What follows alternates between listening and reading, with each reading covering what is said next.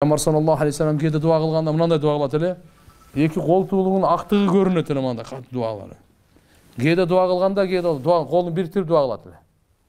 Абдулла ибн Масуд разияллаху анху пайгамбарыбыздын менмин деген шакирти дайыма кызматта болуп жүргөн.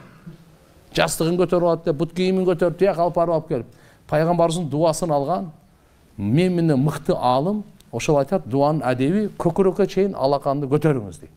Кайерге чейин? Мындай эмес. Көкүрөккө чейин колду көтөрүңүз, мейлиби? Ушул жерде көтөрүп туруп анан дуа кылып сурайсыз. Дуада биринчи Аллага мактоо, экинчи кезекте пайгамбарыбызга салам салават, үчүнчү кезекте өзүңүздөн баштайсыз. Анан үй бүлө, анан бүткүл үммөт адамдарга. Түшүнүктүбү? Дуа бүткөндөн кийин, тилек бүткөндөн кийин амин деп айтасыз. Амин бул дуанын кабыл болушлугуна мөр. Печать. Пайгамбарыбыз айткан риваяттарда. Аттен кап амин деп печать басып коёбу да депчи. Бул кабыл болгон. Ошончо амин деген жөнөкөй сөз эмес. Андан кийин анан бетиңизди сылайсыз. Мындай. Жогору жактан ылдый жака. Түшүнүктүбү? Мына Абдулла ибн Масуд пайгамбарыбыз менмин деген сахаба пайгамбарыбыздан үйрөнгөнүн айтып берет. Ана колуну бетине сурап кой. О? Акылбы?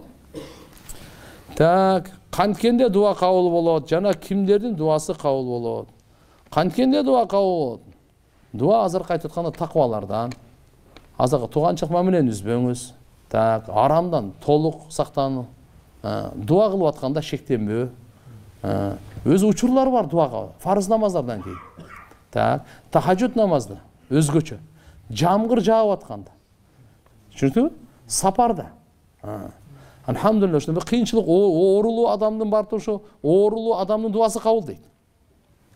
Оорулуу адамдын, мусапырдын дуасы кабыл. Атанын балага болгон дуасы кабыл. Акылбы туугандар? Мазлумдун дуасы кабыл. Дуалар кабыл болгон түрлөрү көп.